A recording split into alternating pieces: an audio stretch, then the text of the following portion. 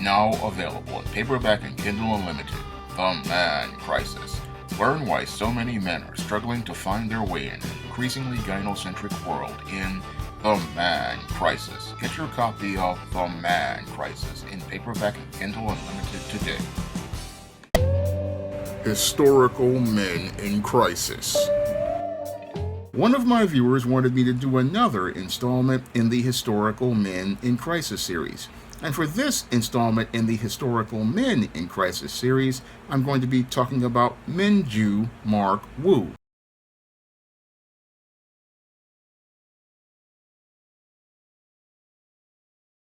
Meng-Ju Mark Wu was a former University of Wisconsin student who was charged with a horrific triple homicide of 3 friends who he had a gambling debt with. Now, Meng-Ju Mark Wu, after allegedly murdering his friends, was arrested and charged with their murders, and eventually in late 2003 was found with a strip of cloth tied to a sprinkler where he wound up taking his own life by hanging himself.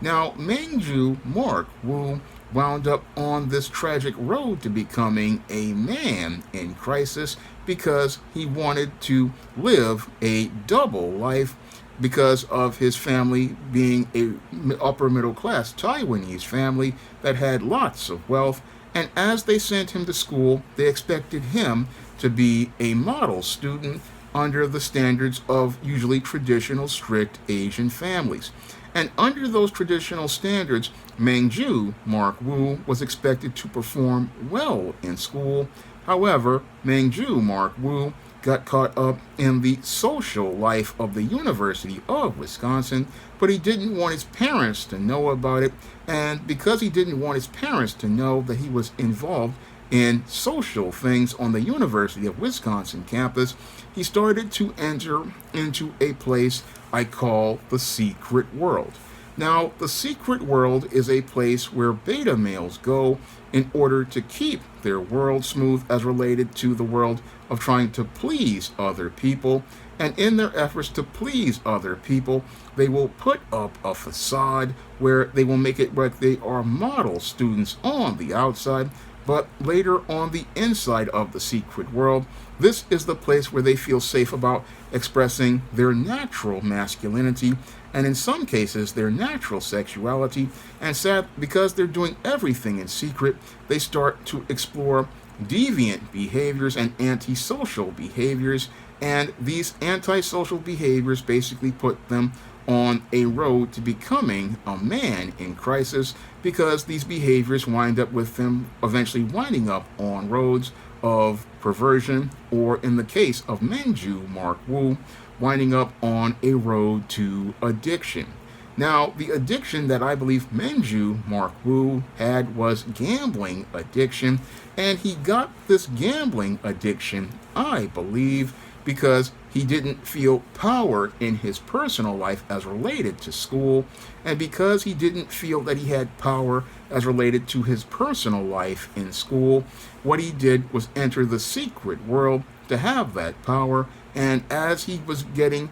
out here gambling, he started to feel power because he felt like he could go out here and go to these gambling spots and go out here and gamble on these games through sports betting, and the rush of this gambling became the power that he always wanted to have, and as he was getting the power that sated his emotional needs, this was creating a situation for him economically that eventually wound up with him becoming into a jam, and that jam came from his sports betting. And as he got into this jam as related to sports betting, he started to go out and he wound up spending more than his parents were expecting him to, because he had basically wound up losing approximately $15,000 between April and June of 2003, and had withdrawn over $72,000 from his bank account between December and June. And as he was out here spending all of this money, his world that was smooth because he had separated the two worlds started to become a lot rougher. And as that world started to become a lot rougher, his parents started to become aware of him spending all of this money, and the people who he had borrowed money from as related to betting on the sports, he had created a lot of debt. So Meng-Ju's Mark Wu's world was starting to collide, and as his world was starting to collide and start to get rough, he looked for a way to get out of the gambling debts he had with the three individuals he had gotten involved with, which were his roommates Jason McGuyan, Dustin Wilson, and Daniel Swanson. And as he looked to get out of these gambling debts, he thought there was no way out of it because his parents basically possibly cut him off as related to his money, and because he had gone out here and spent so much money to go out here and bet on these games. And as they were looking to go out and try to get their son back to Taiwan, what happened was, with the whole dragnet going on around him as related to his family and the pressures for these debts, this is basically what led to Meng-Ju Mark Wu, who was already simmering and boiling in anger over these gambling debts, eventually winding up exploding in a rage as a way to settle these debts, and settle these debts permanently by going to murder his three friends. And after he wound up murdering his three friends, this triple homicide basically led to Meng-Ju Mark Wu going from becoming a man in crisis to possibly becoming a murderer who wound up taking people's lives because he wanted to get this gambling debt ended. And this whole sports betting, again, it basically showed how this man's addiction to power and addiction to being able to get a rush escalated into violence. That's what happened here with Meng-Ju Mark Wu as related to this whole gambling debt. And after the murders of these three friends, eventually what happened is that eventually the evidence basically created a paper trail as related to Meng-Ju Mark Wu, where he was eventually found as related to evidence at the crime scene, which were Wu's fingerprints and a gun that had been used as the murder weapon. All of this was found at the crime scene, and there were also a pair of sandals with blood near Wu's apartment, and all of this was basically evidence that they found when they were looking to build their case. Now, Meng-Ju Mark Wu was arrested in New York in 2003 and then transferred to the county jail there in November. And as he was transferred to that jail, that's where Meng-Ju Mark Wu didn't want to face the music as related to taking accountability for his crime. No, instead of him going to face the crime and the trial where he possibly would wind up getting life in prison, what happened to Meng-Ju Mark Wu is he wound up taking his life inside of his jail cell by hanging himself, and he hoped to hang himself to avoid being brought to justice and possibly wind up getting a triple life sentence. And instead of suffering in a penitentiary with Bubba, Tiny, Roscoe, Big Dave, Melvin, and Mr. Sprinkles, he decided to